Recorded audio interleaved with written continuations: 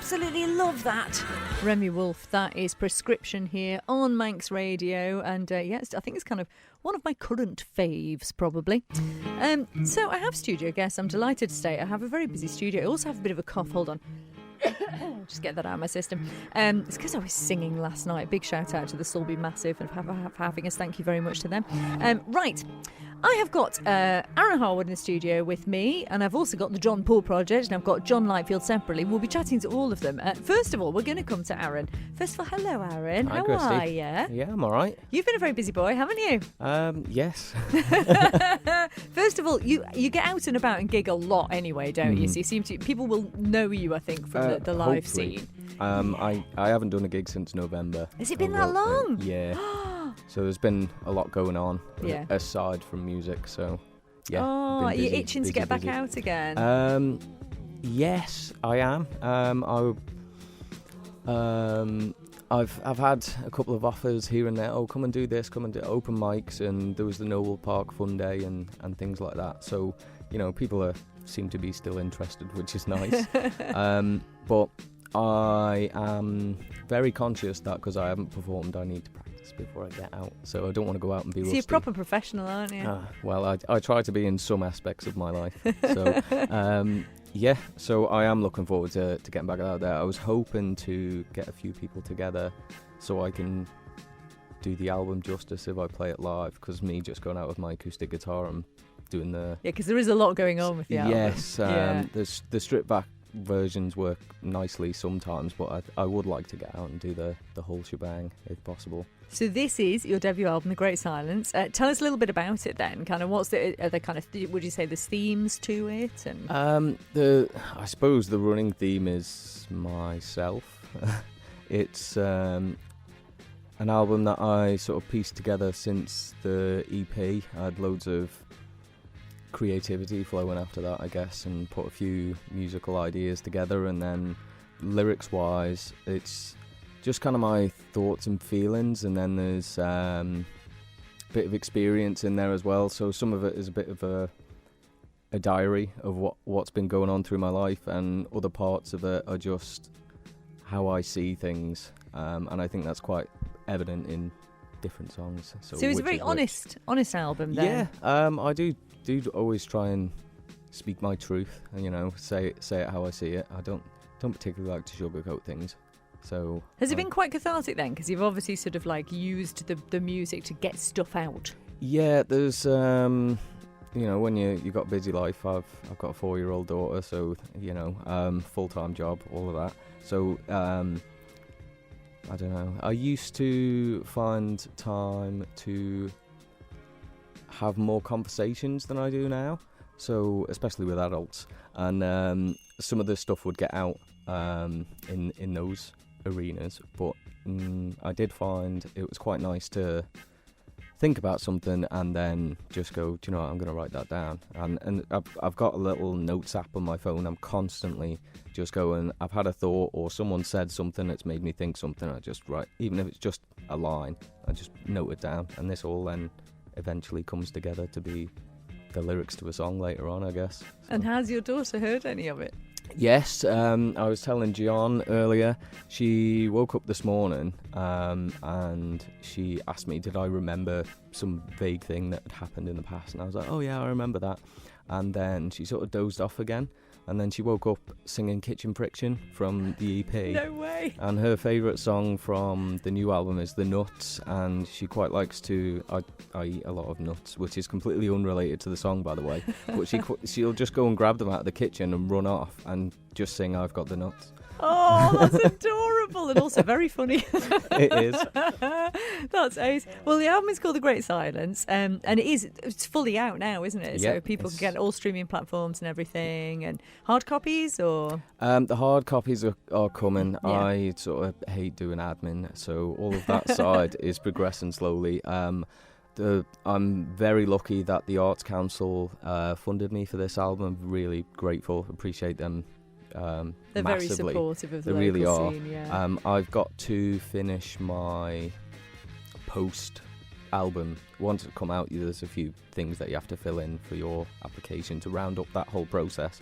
I need to do that, which I have started, And then once that's done, I've already spoken to the company about getting CDs put together. Excellent. I think that's probably as far as physical media might go at the moment. Well, that's but that's promising, and it means Vinyl's it's very happening, which is good. Oh, I know. I'd love to have vinyl. Can you imagine? Well, listen, we'll talk about that more in a minute when we do your firsts. But I think we should hear something now. So we're going to play the song that we have been playing. Then we're going to talk a little bit more about this, and we'll chat with John from Power on Music with him too. So we're going to hear "Sending It Back" now. This is Aaron Harwood. On the back of this, we'll hear a little bit more about this track itself, how it was produced, about putting the album together. If you've got any questions for Aaron, 166 177.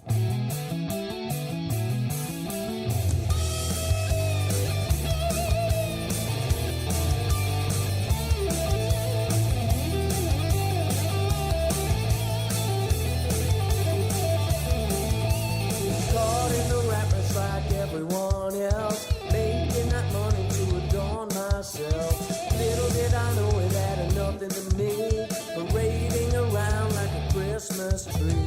Walking around with the sky and the clouds. You're buying up stuff till your soul is found. You don't even know it's weighing you down. Sink like a stone just to feel proud. It only stopped me feeling free. It only stopped me being me. Sending it back, you can have it all. I don't want it anymore. There's a better place to be, free from negativity. Place of peace and love where you can be. Well, what you want is reality. It only stopped me feeling free. It only stopped me being me. Sending it back, you can have it all. I don't want it anymore. Walk around with no sky in the cloud. You don't even know that it's weighing you down. You walk around with no sky in the cloud. You don't even know that it's weighing you down.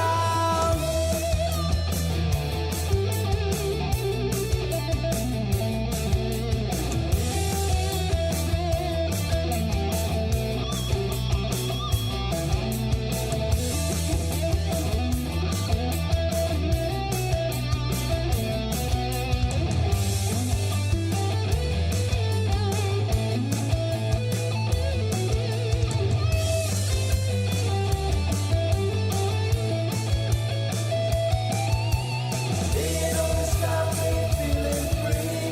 It only stopped me being me. Sending it back, you can have it all. I don't want it anymore. It only stopped me feeling free. It only stopped me being me. Sending it back, you can have it all. I don't want it anymore.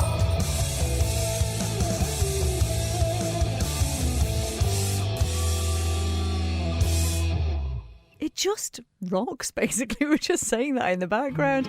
That was Aaron Harwood and Sending It Back from the debut album, The Great Silence. And Aaron's in the studio with us now. Aaron, we just had a quick chat there about the sound of the pretty much the whole album, really. It has a real classic vibe to it. And part of it, I think, is the sound of those guitars. I mean, were you intending it to sound really, really classic rock kind of vibe? Yeah, that was always my intention. I didn't want to reinvent the wheel. I wasn't looking for the new sound. I know what I like. I know the bands that I like, and they have that that classic rock theme running right through the vein of all of them. So I just knew that that's what I wanted my album to sound like, and try and do justice to the singing along with it, because there's a lot of great singers out there that play classic rock. And yeah, that's always been, since I was a teenager, that's the music I've always loved. Well, you've worked with John Lightfield on this from Power on Music. So, John, the fact that Aaron had such a kind of really clear idea of what he wanted the album to sound like, did that help you when in working with him on it? Well, Adam is a delight to work with anyway, No. regardless. Well, he Feel the truly is. love in the room. No, it is absolutely delightful to work with. Because for me, I can give him ideas or suggestions, and he always knows he can say no, or he can jump on it. But we jokingly said when we were doing the EP last year or the year before that he's one taker on. But No, he's delightful. He brought his guitar and his amp into our house and then the studio, yeah. And we took a picture of it, the settings, so we knew that every song had the same sound, because we fiddled with it like, that's the sound I want, that's the way I want it to sound live as well. Okay, so take a picture of the setting of that now, so we know that, so when you go live you can put your amp exactly the same way. And that's how we did it. So it was planned from the very first song that sound of the guitars right through the albums as much as possible. And obviously you're very pleased with that, I'm sure, Aaron, because it does Very much sound so. very much like that. Well, we're going to chat to John again shortly about another project he's involved with that we've played here on the show before, John Paul Project. And we've got Paul of John Paul Project with us as well, so more of that in just a moment. But I do have to come back to you, Aaron, because we have our new feature called Firsts, and it gives our audience a chance to kind of find out about our studio guests. So I'm just going to chuck a few of them at you, okay? Yeah. So I want to know, what was the first album that you bought? Do you remember? And if so, what format was it? Was it CD? Was it vinyl? Was it cassette? I mean, was it streamed? I'm going to suggest not. It was definitely not streamed.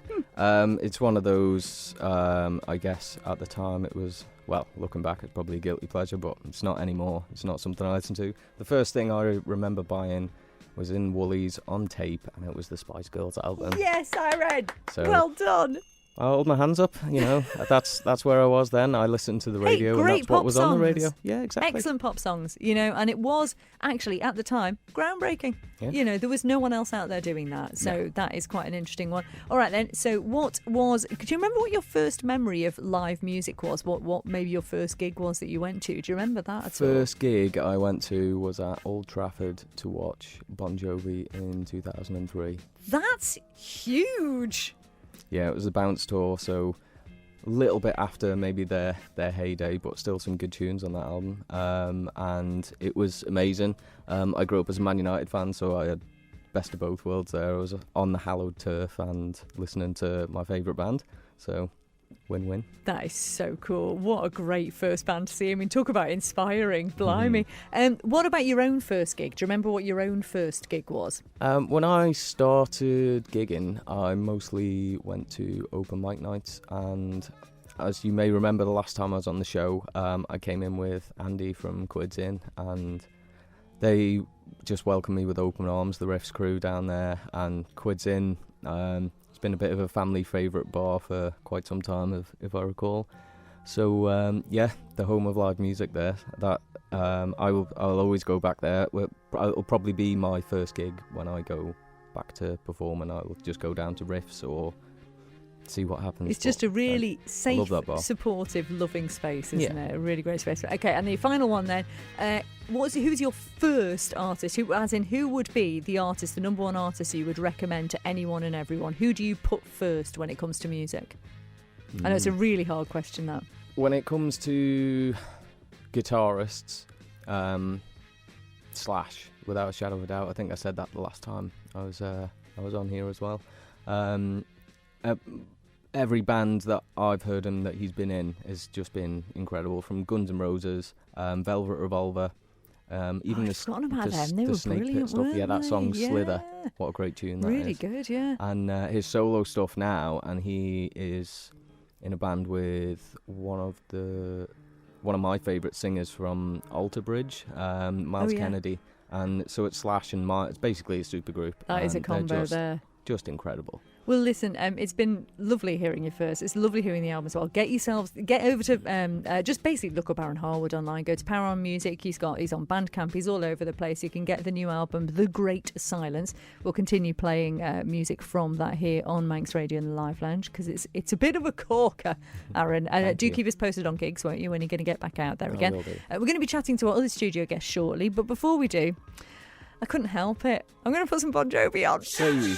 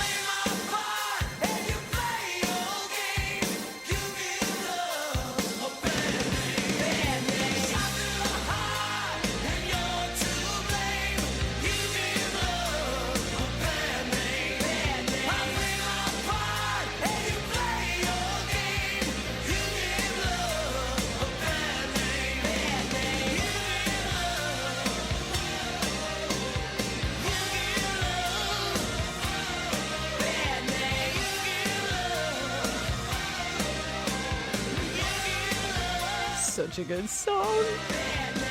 Bon Jovi, playing that for Aaron Harwood. I think he'd rather have had Alter Bridge, but I didn't have Alter Bridge on the system, so he's got Bon Jovi instead. The Nation Station, Manx Radio. Saturday Live Lounge, supported by Villa Gaiety. Keep up to date with the island's premier entertainment venue by following us on Facebook, Twitter and Instagram. This is the Live Lounge, and we'll have to forget the gig guide a little bit later. So if you are gigging or you know someone that's gigging and you'd like me to mention it, drop me a note, studio@manxradio.com. I'll include as many as I can. We're going to meet somebody new now. I like having new guests in the studio because we're going to be talking John Paul Project. And I've got the Paul of John Paul Project with me. I've not met you before. It's lovely to have you in the studio with us. Thanks for coming in. I think you were probably dragged in kicking and screaming, to be fair. Yes, most definitely. Yeah, John's quite persuasive, isn't he? He is. Yeah, he is. Well, listen, I thought what would be a nice thing to do, since you're new to the studio, I'm going to chuck the firsts at you so that we can find out a little bit about you. So, okay, let's go. I need my notes because I'm still getting used to this feature myself. So, what, Paul, was the first album you bought and what format was it in? It was vinyl and it Nice. was Gary Newman. Very good. Yeah. That is a good choice. Yeah. Was it genuinely? Because that's super Really? cool. Really? It really was. That's showing me age, that is. Do you know what? Mine's really boring because I used to buy compilation albums from Woolies. You know, they used to do compilations of genres. And my first albums that I bought genuinely were things like the best soul album in the world ever. But that's not cool. That's like, I wish it had been something really cool like Gary Newman. That's ace. And did you kind of just play it to death then? Yeah, Yeah. yeah. What would be your Constantly. standout track? Cars. Yeah. Has to be. Definitely has to be on that. That's ace. If I've got time in the next hour, I'll drop it in the show for you. Okay, then what about your first memory of going to see a band, of a gig of live music? Me and a bunch of my friends went to the NEC and then we watched Roger Waters in the pros and cons of hitchhiking. My word. We seen that. That was my first concert that I went to. You've got an awesome musical upbringing so far. You're not going to ask me these questions now. Do you know what we'll do, Paul, first, and that you've got a bit more time to think about yours, John, so you can make them cooler in the meantime. I've got to if make you want. up stuff now. All right then. Okay, let's move on. So, what about your first ever gig yourself? It was in Kirby, and I think it was the British Legion, and we only got up for half an hour. I didn't even have a bass guitar. I was playing bass guitar on a normal guitar. That's a bit tricky. We got away with it. Yeah. And what kind of stuff were you doing? We were doing Bryan Adams, Run to You, and all the old gigging songs. Really, everyone was just copying everybody else. Do you remember what it felt like being up there and kind of? Can you feel it in your belly now? I was very rattled. Let's put it that way. I love that. That's it. It is that thing. I can remember mine, and I was so nervous that I didn't even notice till halfway through the gig I was wearing two entirely different shoes. Genuinely. Really? And they weren't even similar. One was a trainer and one was a boot. I was at the corner house. I was so scared before I went on. I put two different shoes on. Anyway, there you go. Paul, thank you. It's lovely to meet you and find out about your music. I should ask you though, as well, final question there. What would be the first artist you would always recommend to someone? Who is like your ultimate go-to artist? Paul Heaton and Jacqueline Abbott. Oh, good choice. What songwriters. And all his back catalogue as well, because of course he's done done so Beautiful much stuff. House Martins, just yeah. The whole Paul Heaton scene is just, he's a genius. He is. He's a lyrical genius. Does that sort of inform your songwriting at all then? Yeah, it does actually. Yeah. Because I always try and write with a story in it, but it doesn't always turn out that way. Well, do you know what I'm going to do? You're going to have to wait, John, because actually I'm going to play the song now because we just talked about songwriting and everything. So we're going to hear the John Paul Project and I Wonder. Do you want to tell me a little bit about it before we hear it then? This is about John. It's about John? It's about John, yeah. Yeah, but it started with Paul. He mentioned that he played bass on normal guitar. Yeah. Well, he started, like, he had a riff, and it's more on the bass, on the normal guitar. So it's more like a bass line of a riff that he played on the guitar, and I'm like, do that again. So, well, of course, and then I started doing some rhythm on it, and I did kind of a counter rhythm on it. And as you were hearing when they play it, it gave a very special kind of rhythmic sound to it on the guitars themselves. And obviously we exploited that to the max on the song itself in production, and added some thumping bass drum and etc. But yeah, it started off with me and Paul just jamming. Well, you'll basically. hear that from the very, very beginning, but I am intrigued by the fact it is about John. So, you know, I tell you what, we're going to play it. Let people listen to the It's brutally lyrics honest, it is. and see what they make of it. This is the John Paul Project, and I wonder...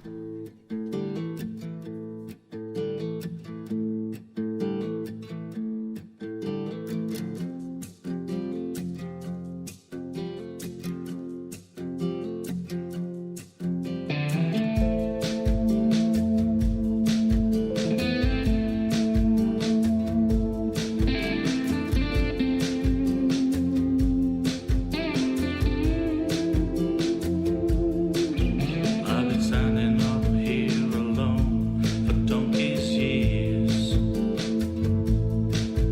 I've been searching all the rooms, summing up all my fears. With this pounding heart beating by itself, all my emotions stacked upon this dusty shelf. So I close my open eyes, muddle through the path of lies, heading for my endless days.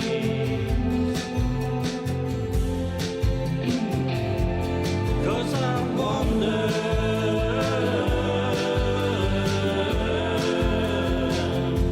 yes I wonder.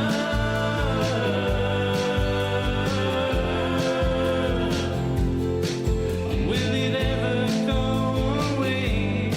And will it always stay the same? And I wonder.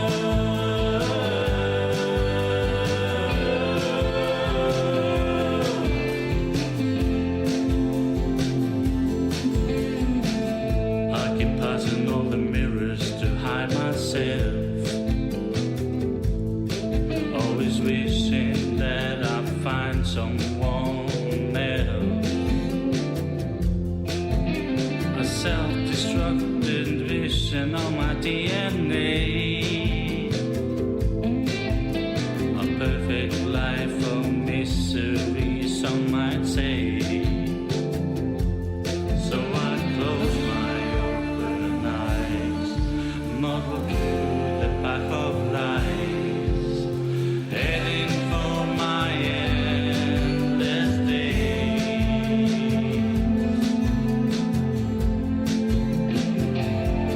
'Cause I wonder.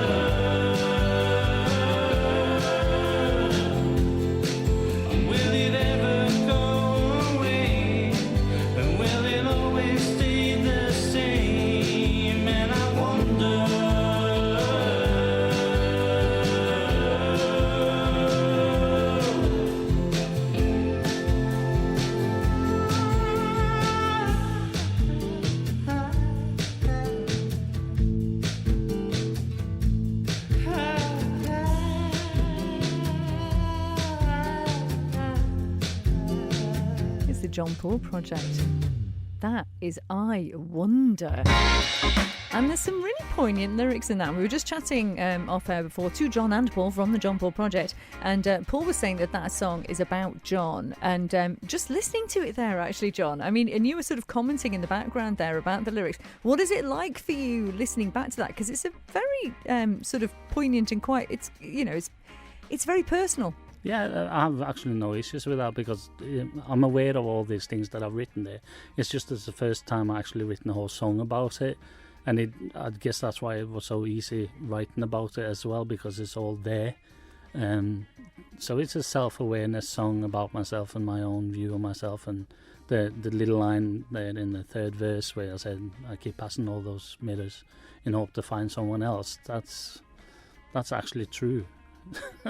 I keep not looking in the mirrors on purpose. I wonder how many people listening do exactly the same thing. Well, as well. It's call it mechanism. I mean, if I don't, anyone who's seen me will understand why. As in, I'm a big man, and that's obviously something I learned to live with over the years. But it's dealing with the fact that I don't use it as an excuse. I've done this to myself, so I'm not blaming anyone. I'm not blaming anything. So I'm absolutely aware of it. So no, I have no problems listening back to it at all. And most of all, we just like the song, me and Paul. We just love the rhythm in it, and that's what the song started about anyway, with Paul's riff, which was the kind of bass line on the acoustic guitar he was playing at the night.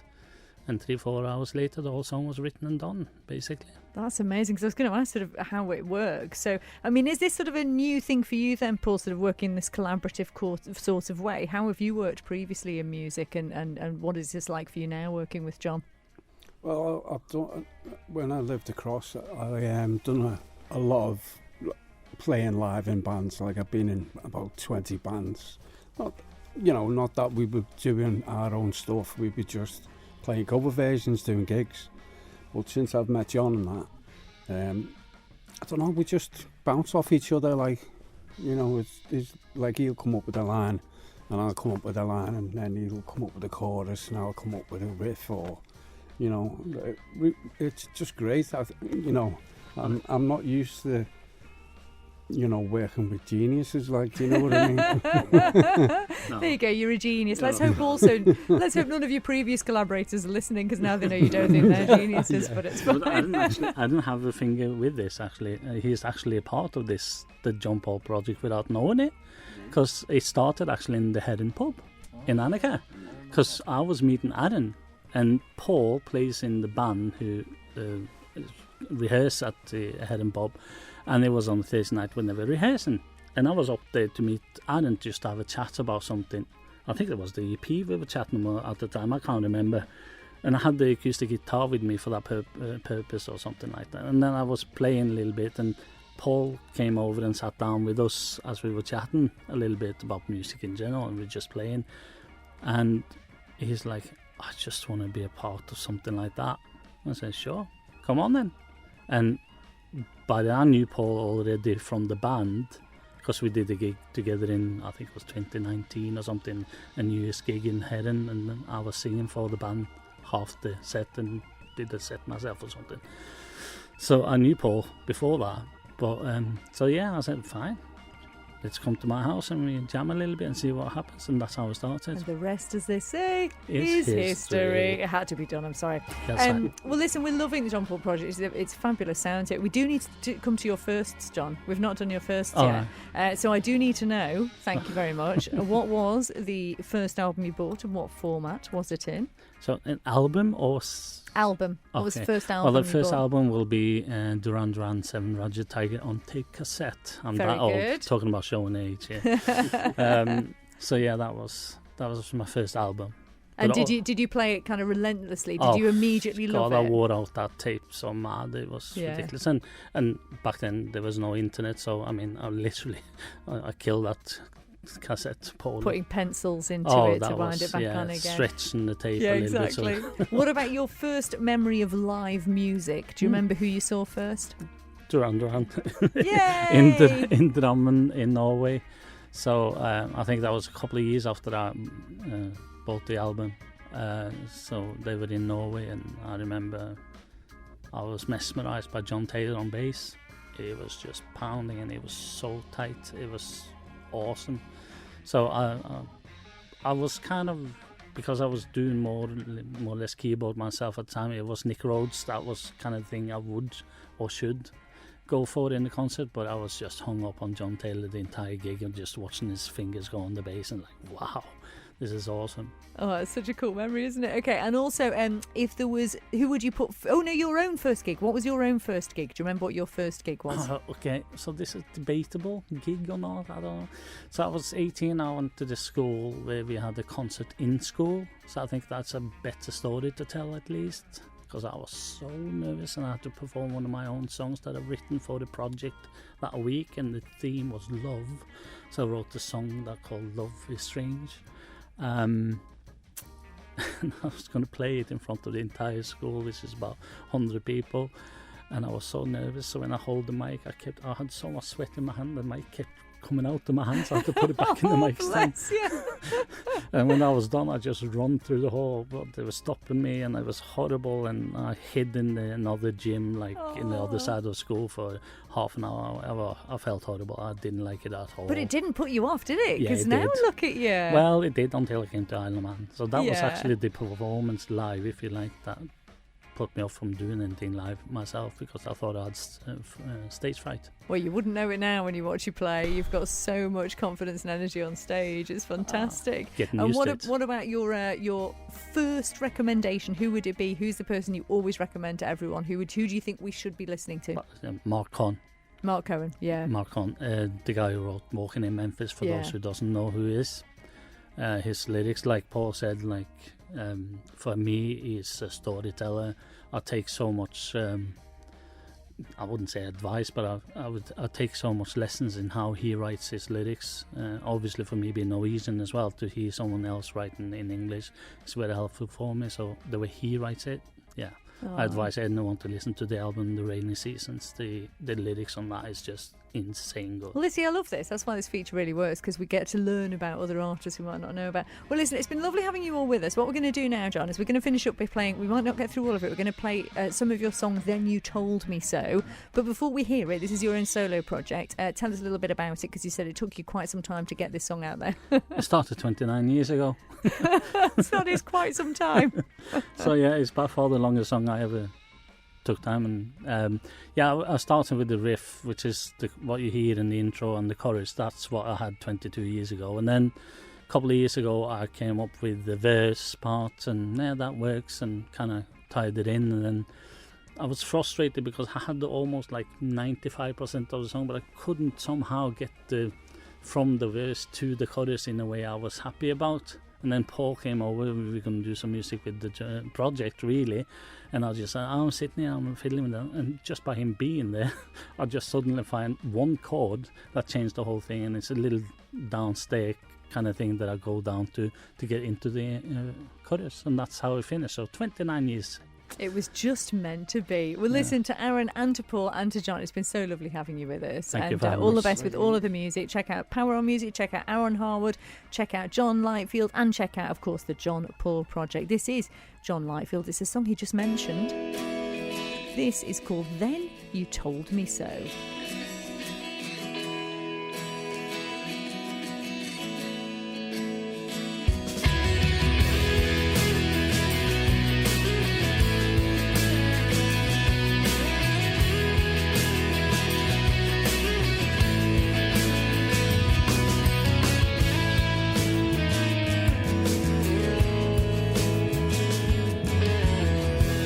All around me, empty streets, heavy blisters on my feet. No direction, I'm going nowhere. Saying nothing is not enough. All closed in and all messed up. Here I am, I'm going nowhere. It's my story, how would you know? With no glory, here I go. I'm spinning around and round in circles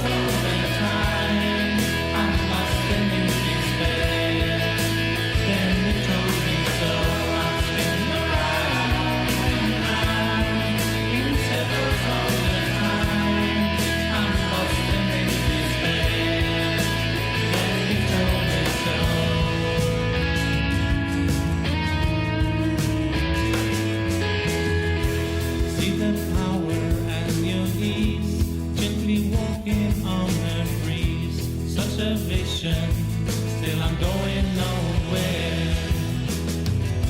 Like an angel, pure and clean, nothing wrong in any scenes, no deception, but I'm going nowhere.